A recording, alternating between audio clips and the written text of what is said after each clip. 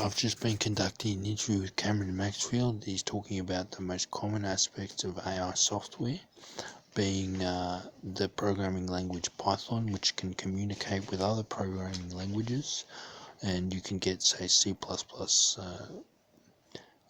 communicating with HTML. You can get Python communicating with C++ and HTML and Java and all whatnot. And It's an operating system that needs to be programmed with source code to. an AI is just an operating a quantum computer that runs AI is just an operating system that needs to run source code experimentally. So the more mathematical equations you put in Yeah. for it to keep experimenting with what code can work with what and what is relevant, it takes a bit of work. You really need to focus on how the meaning of particular source code languages interacts. And you can run them through and see what works, but then you've got to go through it all and you've got to work out what language communicated with what and what worked out and what didn't work out. Was there any comparisons or any matches, that sort of thing. So it takes quite a lot of time, I believe, from what I've concluded. But no, you can literally have every program language on the face of the earth communicating with one another. And it can do that in a certain way that where matches are found, it'll just start working. So, yeah, there's a website called TensorFlow. What's it called? TensorFlow. TensorFlow. Yeah, it teaches a bit about Python and other program languages. It's more of a general introduction if you don't know much about it. Gives you general advice, but it's not too helpful in many ways, because really if you want the data and you want to start moving quickly, you don't want to waste your time experimenting all the time with something you can just program in. It's always useful if you've got the capital to purchase the source coding privately if you can, to get yourself started in certain areas. It sounds a bit like you need to do a lot of research before you run an AI application. That's what AI is all about. It's all about research. Okay, so it sounds a bit like when I used to make music, you'd have to buy the program or use the program or download the music program that you were using. Then you would have to create a library of samples. So say drum hits, drum kits, or say rim shots or hi-hats or snares. And then you had guitar and bass sounds, and then you had the VSTs, which were the instruments. So you've got all these different aspects. It's quite spatial, isn't it, AI programming compared to the linearness of modern computing, would you say? Well, it's all about shoving in mathematical equations and being able to have the equation mathematically question in the way that it learns. And it takes time for it to learn. But if you have other people's measurements and you can outsource them privately in places like the United States, you can really do well. You can learn so much about the human psyche that you could run control experiments and begin to understand sometimes there are negative parts of science and artificial intelligence from the aspect of what I brought up tonight is for me all about human experimentation and there's many aspects of human artificial intelligence and there are certain robots and other technology forms, but if you really want to understand about human experimentation, you need to really ask yourself, am I prepared to place people's lives before my own in terms of how I treat them? It's one of those things where you wonder what's going on. You really need to monitor it. You just can't go running crazy equations that just last forever. You've got to really slowly work with it. You've used the equations that some people use just run 24 hours a day. And when I say run, I mean they really do run, like they can really make you run well. So they imagine an equation that is a mathematical brain equation, so it sort of moves mathematically with words. So it collects your words and places them in order of relevancy. So it tries to find out what's relevant based upon its intuitive nature. It's an intuitive program.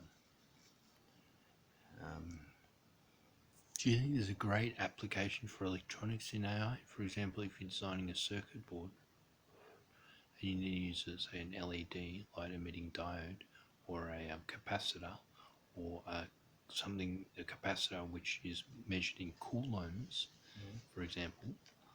In capacitance, charge is measured in coulomb, capacitance is measured in ohms, I think. Capacitance is measured in volts. I think program language can be sophisticated enough to be programmed in such a way, like they can operate in that way.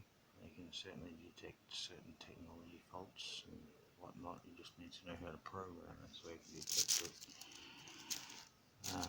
which takes running tests and Pass my milk. seeing if it works. You can certainly sell it. You can certainly sell it off as a patent. I think if you're really clever, you could probably sell it to the US military. Because what I wanted to do with my bike design was find the center of shape of the bike, the center of force of the bike, and the center of balance of the bike, and somehow use an AI program to reduce the amount of force and increase the amount of balance throughout the bike, and get the right shape, and based on that get the right shape for the frame. You know, I think it's quite simple just to use AutoCAD. To be honest with you, something simple as AutoCAD. You don't need AI to do that. I mean, unless you're manufacturing it, AI will measure it in a way where the machine will work. It might even move into position, but it will never put your parts into it yet. I just had a thought. I was watching Supernatural the other night, and the four horsemen of the apocalypse were released, and war had invaded a town in the US, and they thought each other were demons and were killing each other because war was there, and he made them look. The demons had dark eyes, and he made them look like they had dark eyes. Everyone had dark eyes. Everyone was shooting each other because they thought they were all demons, and yeah, how is that relevant to what you were saying? It's relevant to what you were saying because I can't remember what I was going to say now. Well, that's a bit of a loss, isn't it? I'll have to come back to it. I'll have to look at the video and put a note, editor's note on the end about what Cameron was originally saying, because I've forgotten what he was originally saying, but related to that. But what I was trying to say, I think was, he drove a car that was his horse, that was a red horse, and it was a Ford Mustang car. And I think with AI, you're beginning to see living, breathing organisms made from elements otherwise not found in nature. Cameron, you've got the potential to create life that is not found anywhere on Earth. Yeah, if you go philosophy, I don't know what Adolf Hitler do. Adolf Hitler. He wanted to clean up, didn't he? Oh, he loved eugenics. But it was all about race. Now it's about countries. So if you're talking about the war machines of the Red Horse Rider, which is war, it used to be about eugenics, and now it's about countries. No, it's still about eugenics. It's gotten worse. No, it's gotten worse. The eugenics has got worse, but it used to be about race, and now it's about countries. So it's about nation states. So, and America is a media and military hysteria machine, and it contorts people and makes people think militarily about their foreign policy. But they still carry on about race. And then freedom of expression, but who's cleaning up all these free expressions, yeah? If you say, I fucking hate you and I want to kill you just because you're feeling bad, is that freedom of expression, or is that negativity? I think freedom of expression is an Australian invention. In the Americans have never really adopted it too well, and they claim their constitutional so-called right of freedom of speech, which doesn't really exist anymore. In fact, it was removed from the Constitution when George W. Bush was in power. Freedom of speech does not exist. I will also that without providing any evidence, but I will state it because I know that I did it and I worked hard on it. And that is, I created the freedom of expression rules. I made them become implemented throughout the UN. I don't know, I just thought to myself, well, why are we using words like freedom of speech when we can use freedom of expression? Because it means the same thing. Doesn't it go against finding purpose in brain manipulation and not having an answer for the person undergoing the brain manipulation, only to find an answer at a particular depth or a particular insight or a particular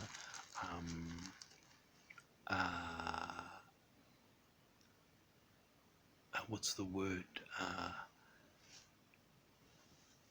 A particular fundamental or a particular profoundness when your brain is manipulated and you find purpose. Do you think it's profound?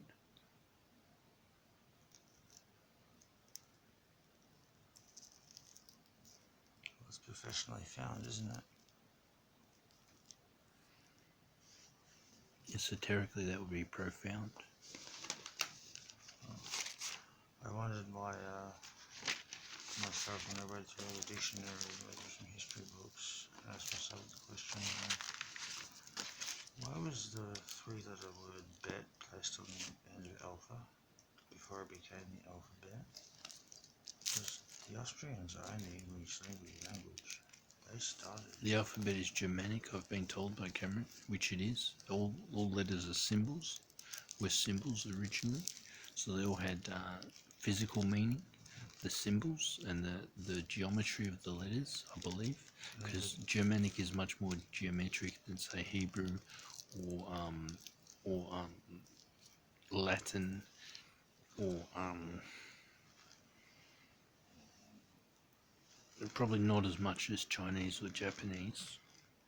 Because when they have a word that means house, it looks like a house because they're characters that are supposed to look like the word they're saying.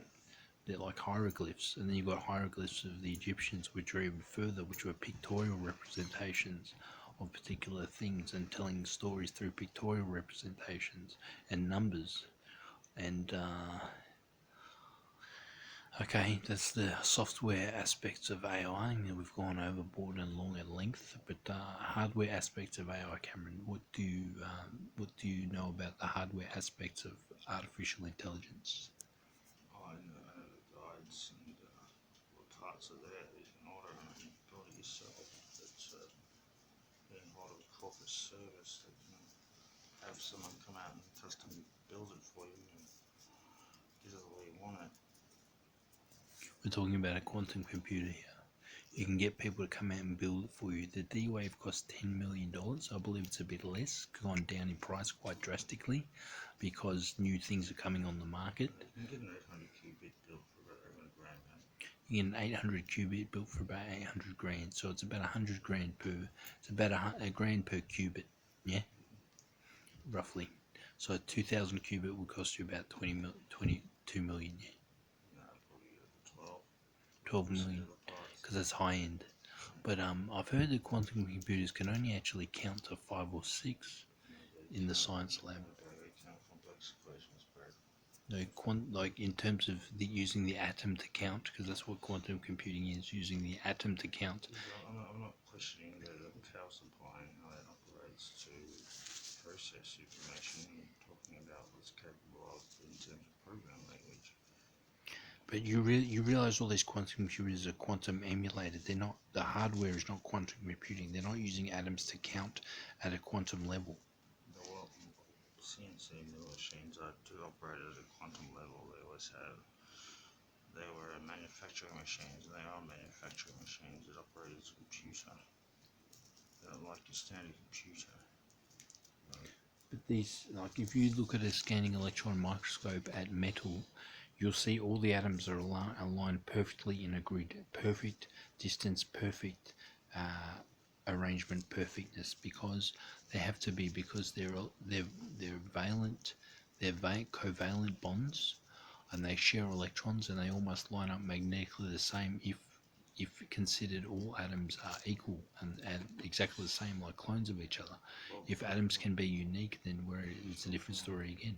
from a quantum physics point of view, it goes like this. Atoms expand, and as the copper heats up, so is the power heating it up. So electricity expands, it moves around, and heats up. And depending on the element that the electricity is running through, it will determine whether or not,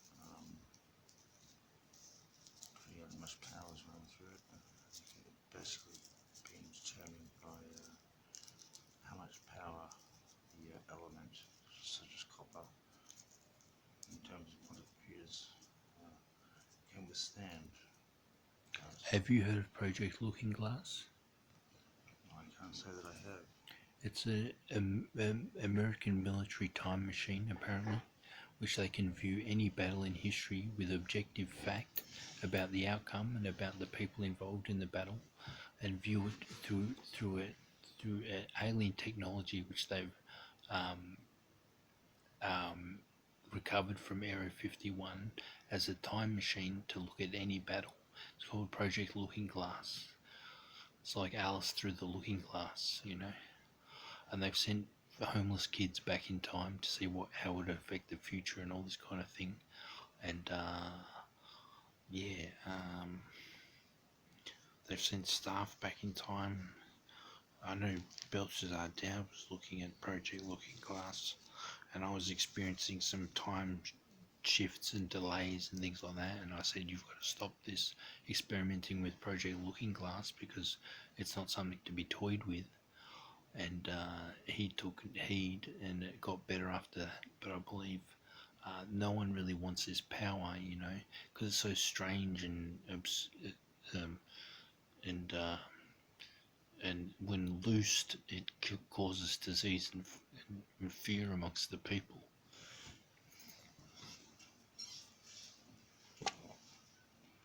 What I will say is, I keep typing in an equation that just keeps counting. It counts your every thought to see what you think about what you thought. It asks you a question. You respond with your emotion. You're basically allowing a software program to decide just how much you're going to think or not going to think for yourself. So,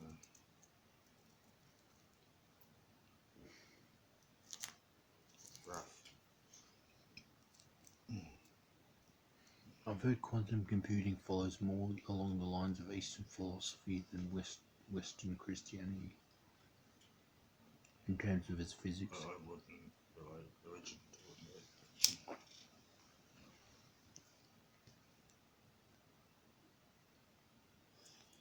Alright, interview concluded.